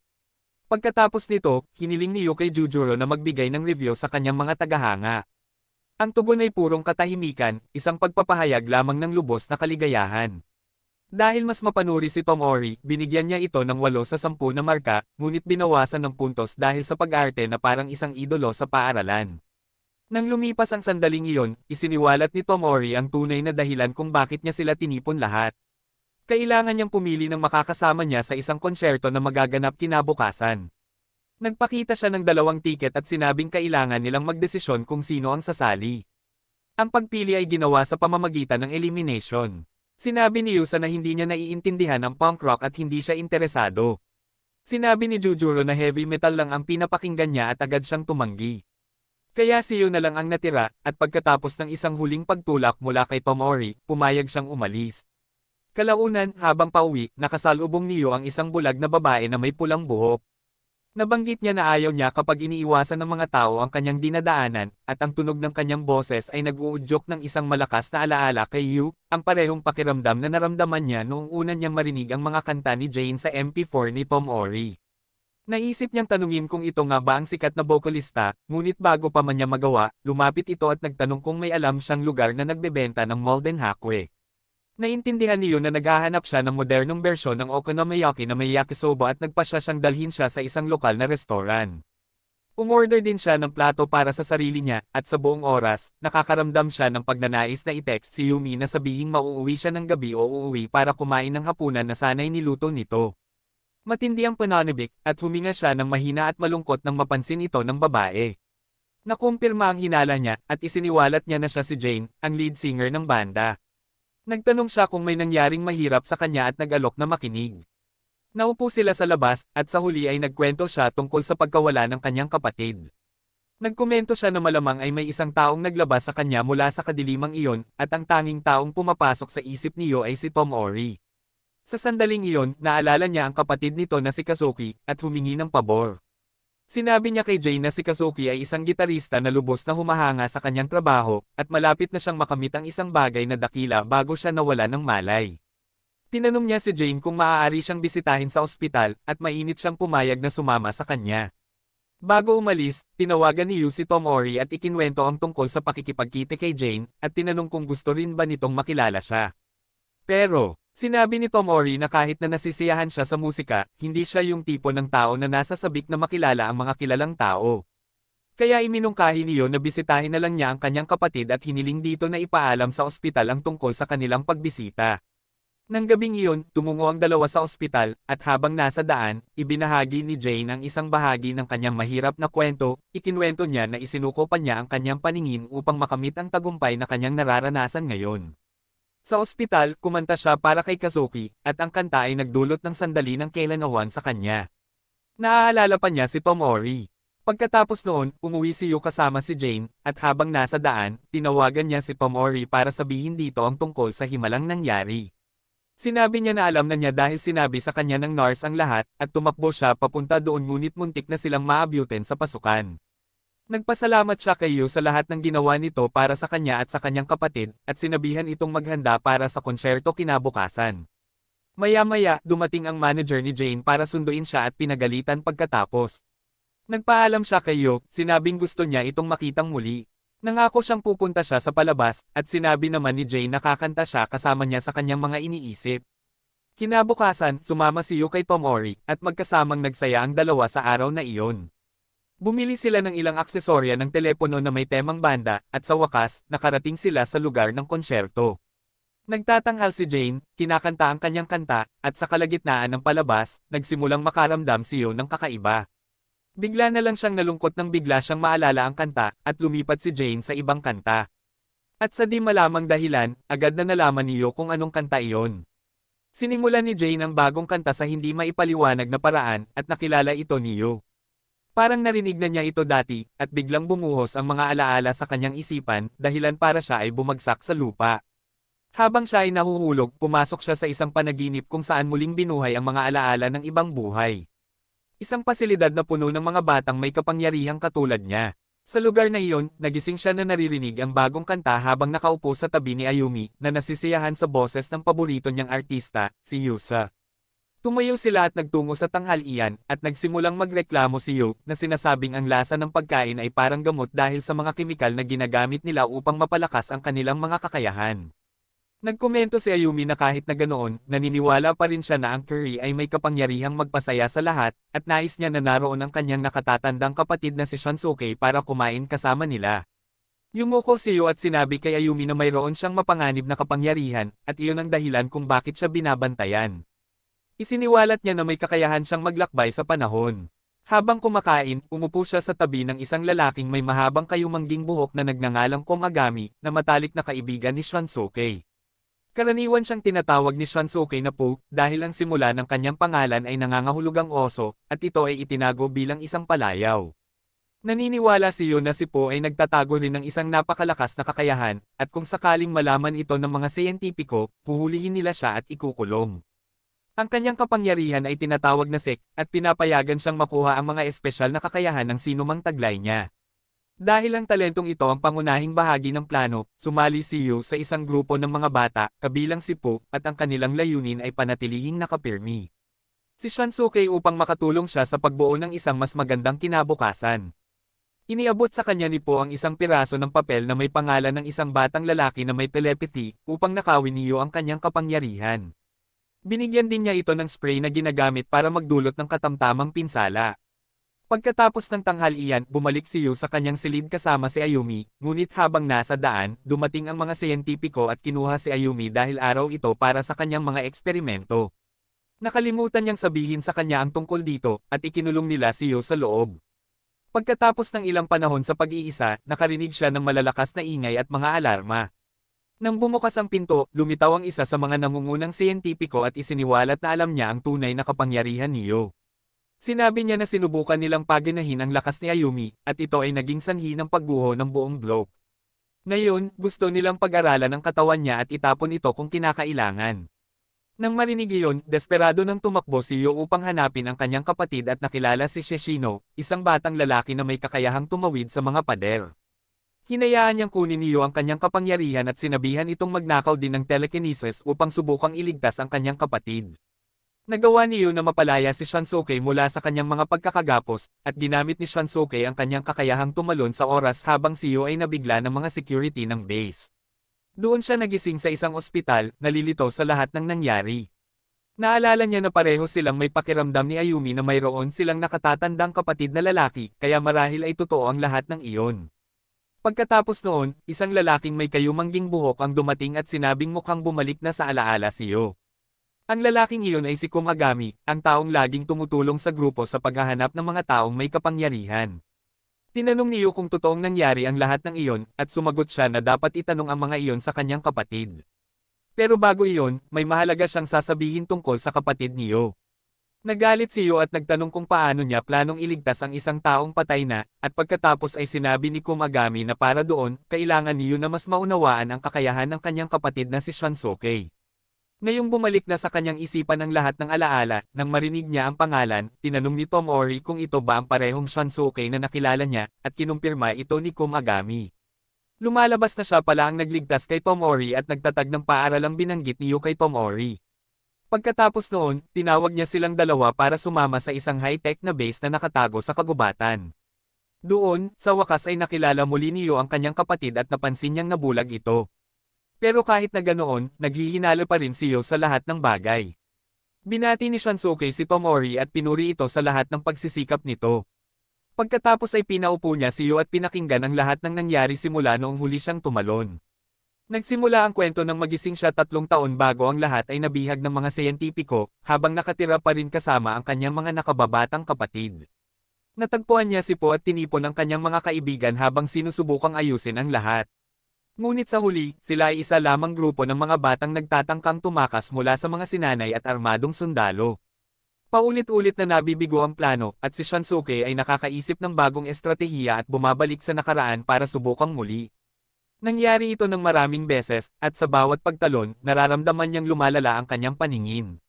Hanggang sa huling pagtalon ng magpasya siyang Makalikom ng pera at bumili ng ligtas na sona para protektahan ang mga batang may kapangyarihan. Sa pagkakataong ito, nagtagumpay siya, ngunit ang kapalit ay ang tuluyang pagkawala ng kanyang paningin. Pagkatapos ay hiniling niya kina Madoki at Mia Damari na burahin sa isipan ng kanyang dalawang kapatid ang anumang alaala tungkol sa kanya upang mas malaya siyang makakilos at maprotektahan sila. Ngayon ay hiniling niya kayo na gamitin ang kanyang kapangyarihan at bumalik sa araw na nagkasakit si Ayumi upang iligtas ito. Sinabi niya na kapag bumalik sila sa bagong timeline, hahanapin siya muli niyo at sasabihin sa kanya ang lahat para malaman niya kung paano kikilos. Tinanong niyo kung alam na ba niya ang lahat ng ito mula pa sa simula, at sinabi niyang oo dahil sa kung paano gumagana ang kapangyarihan ni Kumagami at mula sa nangyari noong hinabol niya ito. Natuklasan nilang mali sila tungkol sa mga kapangyarihan niyo, ngunit pinili nilang ilihim ang natuklasang iyon at kung bakit. Natatakot sila sa maaaring kahinatnan niya kung patuloy siyang sumisipsip ng mga kapangyarihan ng walang anumang kontrol. Pagkatapos noon, nagising si Yo at sinipsip ang kapangyarihan ni Shansuke at nagising sa tabi ni Ayumi noong gabing nagkasakit ito. Kinabukasan, pumasok siya sa paaralan na parang walang nangyari. At doon, lumitaw si Kumagami na basang-basa pa rin at isiniwalat na isa sa mga estudyante sa dorm ang may taglay na gumuhong kapangyarihan. Agad na hinala niyo na kapatid niya ito at tinawag sina Mori at Yusa para sumama sa kanya. Nanatili ang iba pang miyembro ng grupo, ngunit di nagtagal ay umalis si Yo para makipag-usap. Nagpasya siyang maging tapat kay Tomori at tinanong kung maniniwala ba ito sa kanya kung sasabihin itong galing siya sa hinaharap. Sumagot ito ng oo, na labis niyang ikinagaan ng loob. Nagpasalamat pa nga siya rito sa pagliligtas sa buhay nito sa ibang panahon kung saan siya tuluyang nawasak. Dahil doon, humingi siya ng tulong sa kanya para kumbansihin ang iba, at kinabukasan, nag-organisa ang buong grupo para salakayin ang paaralan ni Ayumi. Nang gabing iyon, ninakaw ni Yo ang kapangyarihan ng kanyang kapatid para pigilan itong mawalan muli ng kontrol tulad ng nangyari dati.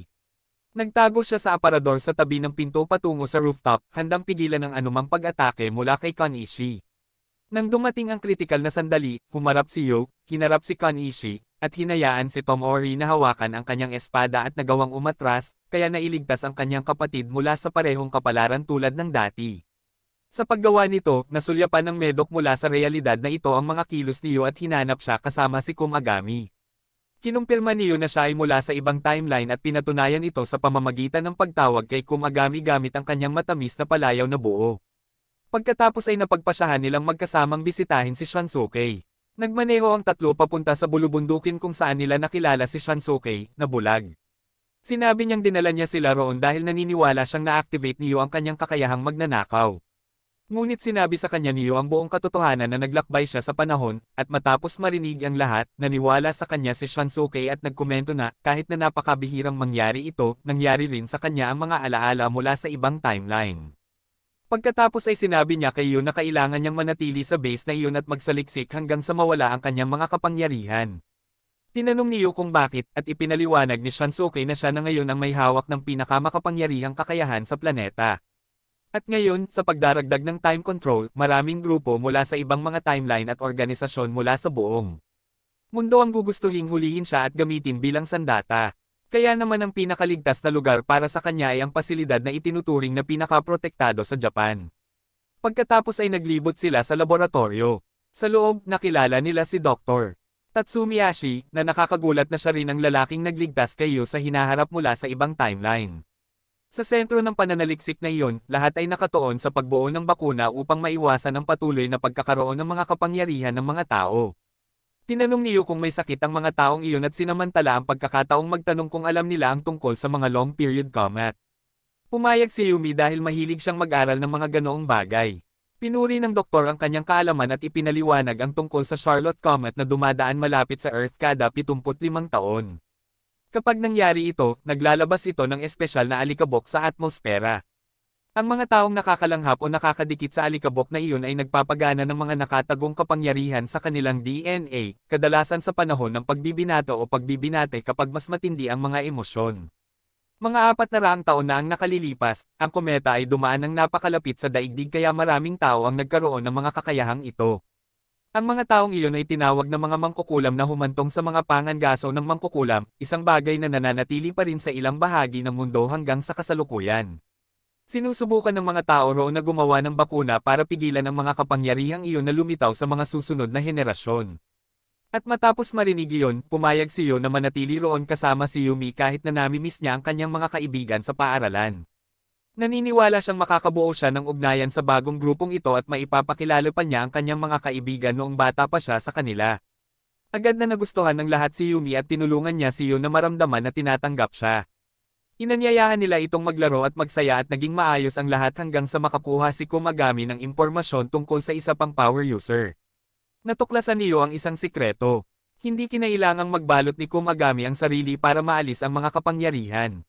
Sa totoo lang, nagkunwari lang siya para itago kung sino talaga siya. Isang ideya na nagmula kay Shansekir. Tinanong niyo kung babalik siya sa student council at pumayag siya, pero hindi pwedeng sumama si Yo sa kanya. Pagkatapos noon, sumakay si Yo kasama ang driver na si Furuki.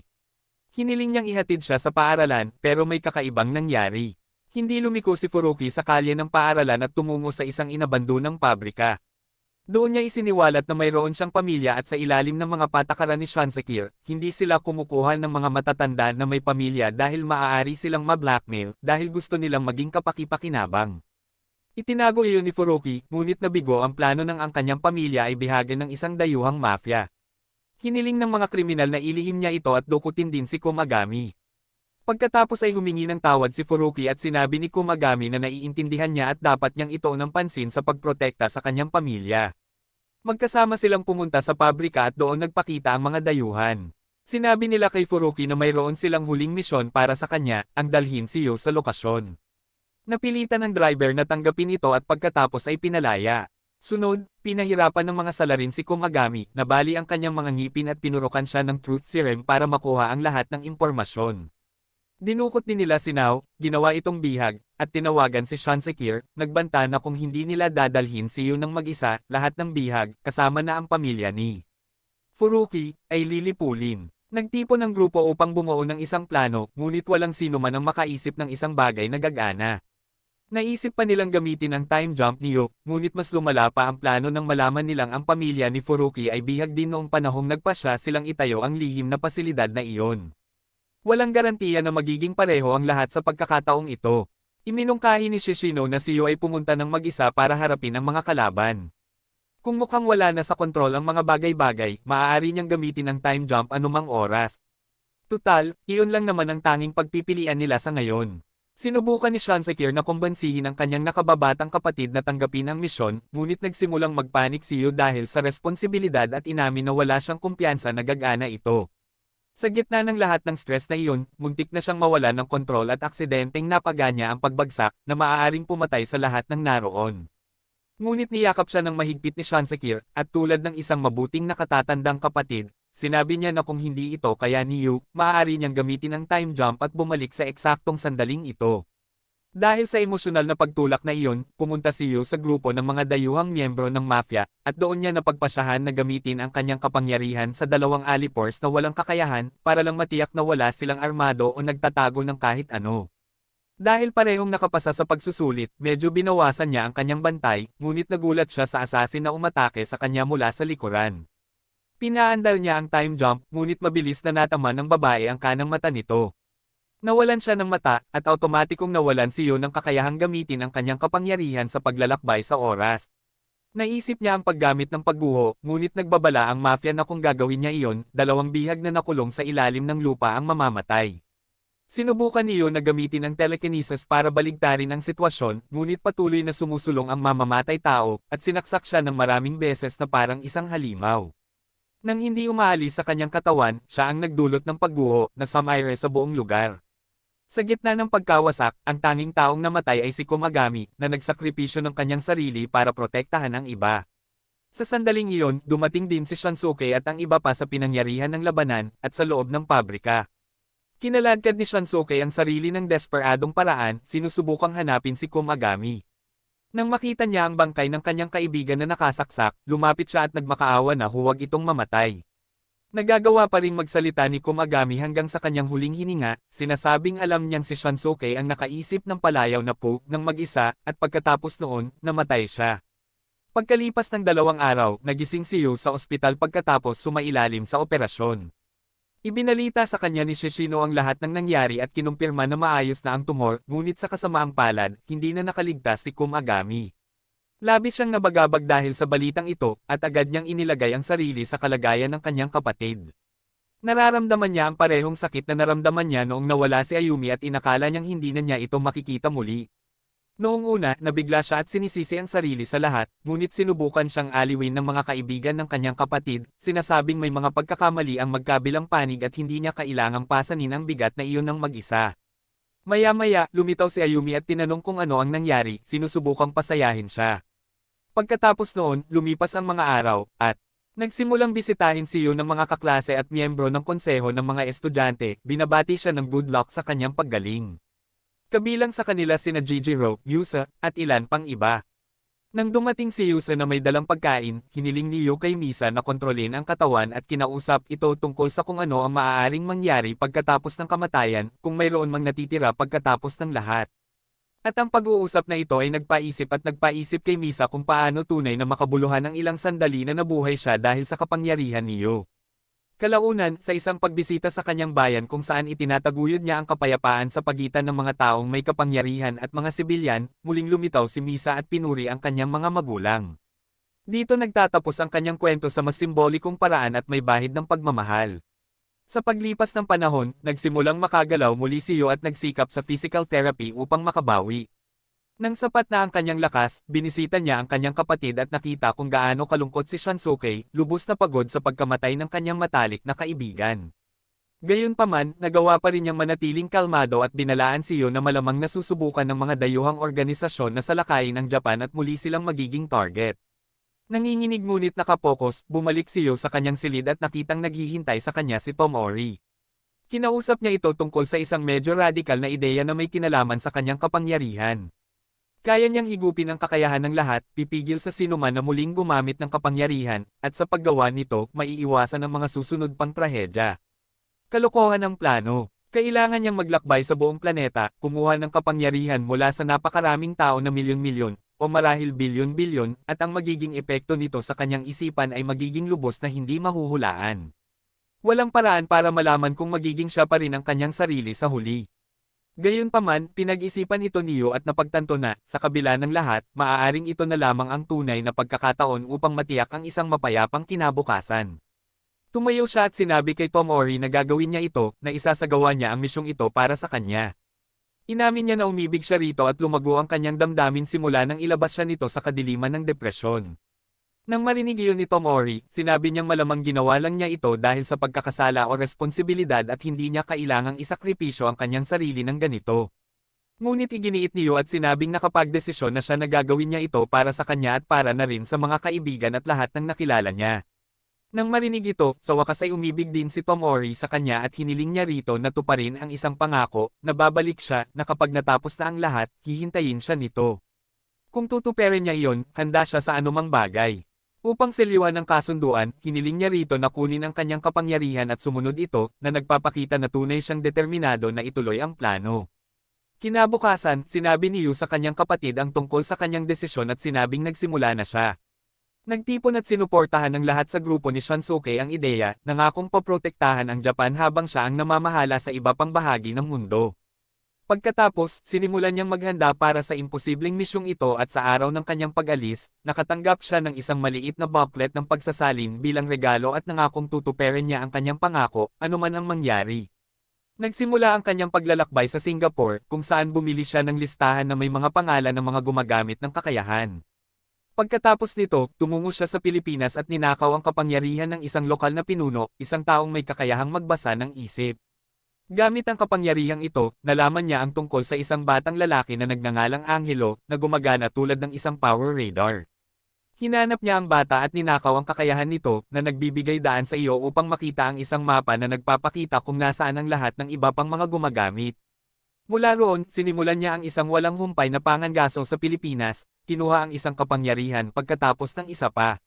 Susunod, naglakbay siya sa South Africa, kung saan niya natalo ang ilang mas maliliit na gang. Pinag-uusapan siya ng buong mundo. At natanggap niya ang palayaw na One-Eyed Reaper, na may malaking pabuya na ipapataw sa kanyang ulo. Pagkatapos nito, tumungo siya sa Ehipto at ninakaw ang isang bagong kakayahan na nagpapahintulot sa kanya na malaman kung aling kapangyarihan ang kanyang natanggap. Dahil dyan, ang kanyang paglalakbay ay lalong naging mahusay at nagsimula siyang mag-ipon ng mga kakayahan tulad ng pagsasalin ng isip, resistensya sa pagtulog, at maging ang isa na nagdudulot ng paglala ng mga sakit. Sa kabundukan ng Afghanistan, natagpuan niya ang isang grupo ng mga bata na hindi pa nagpapakita ng anumang kapangyarihan. Ginamit niya ang kanyang kakayahan sa sakit upang pilitin silang magising, at pagkatapos noon, ninakaw niya ang kanilang mga kapangyarihan. Bumalik siya sa ilang bansa para siguraduhing walang bagong gumagamit na lilito. At sa India, sa unang pagkakataon, nakaharap niya ang isang grupong militar na sumubok na pigilan siya. Madali niya silang natalo gamit ang kanyang force field at ilan pang naipon na kapangyarihan. Sa Peru, nakilala niya ang isang dalagang gumamit ng mga kakayahan sa pagpapagaling upang makatulong sa mga tao. Ngunit kahit na ganoon, sinisipsip din niya ang kapangyarihang iyon. Naisip pa niya na gamitin ang time leap upang iligtas si Komagami, ngunit napagpasyahan niyang masyado na siyang nakialam sa mga batas ng oras. Sa Cuba, naramdaman niya ang bigat ng napakaraming kapangyarihan at aksidenteng napaga niya ang pagguho na sumiris sa isang gusali.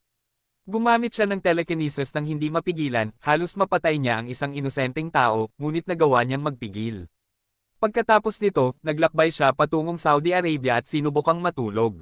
Ngunit nang magising siya, napagtanto niyang nawala na ang lahat ng kanyang kamalayan kung nasaan siya at kung ano ang kanyang ginagawa. Nang makita niya ang balita, natuklasan niya na siya ay napunta sa isang estado ng walang malay na galit at sinira ang ilang mga bagay. Napagpasyahan niya na mula ngayon, hindi na siya makatulog. At di nagtagal, nakarating siya sa Italia. Naupo siya upang magpahinga, ngunit agad na inatake ng mga armadong miyembro ng mafia. Habang nakikipaglaban, sinimulan niyang tanungin ang kanyang sarili kung bakit niya ginagawa ito, kung bakit siya naglalakbay, o kung ano ang dahilan ng lahat ng ito. Nakita niya ang maliit na booklet ng pagsasalin at sinubukang alalahanin si Tomori, ngunit malabo ang imahe nito sa kanyang isipan. Ngunit kahit hindi niya ito maalala ng malinaw, naramdaman niyang mahalaga ito at ipinagpatuloy ang kanyang misyon. Matapos ang isang buong taon na pagnanakaw ng mga kakayahan, pagharap sa mga kriminal at armadong grupo, si Yo ay nasa bingit ng pagbagsak. Ngunit ang dating nararamdaman niya para kay Tomori, kahit nakalimutan na niya, ang gumabay sa kanya hanggang sa huli. Sa wakas, nasipsip niya ang kakayahan ng katapangan mula sa isa sa mga huling gumagamit sa planeta at bumagsak sa lupa. Lumitaw si Shansuke, iniligtas ang kanyang kapatid, at ibinalik ito sa Japan. Nang magising siya sa ospital kasama si Tomori. Sa kanyang tabi, nagtatanong kung sino siya, napagtanto niyang nawala na ang lahat ng kanyang mga alaala. Ngunit ngumiti siya, sinabing kasintahan niya ito, ikinwento ang tungkol sa mga panahong ginugol nila sa student council at ang tungkol sa booklet na ibinigay niya sa kanya. Sinabi niya na itinago niya ito sa buong oras na parang isang lucky charm, at nagpasalamat siya sa pagbabalik nito at isinama siya upang makipagkita muli sa kanyang mga kaibigan. At diyan nagtatapos ang ating video. Sa lahat, ito ay isang anime na tunay kong minamahal. Isa talaga ito sa aking top 5 sa lahat ng panahon, at sana ay nagustuhan ninyo ito. Mag-iwan ng like, subscribe sa channel, at mag-comment sa ibaba kung anong klaseng kapangyarihan ang gusto mong makuha.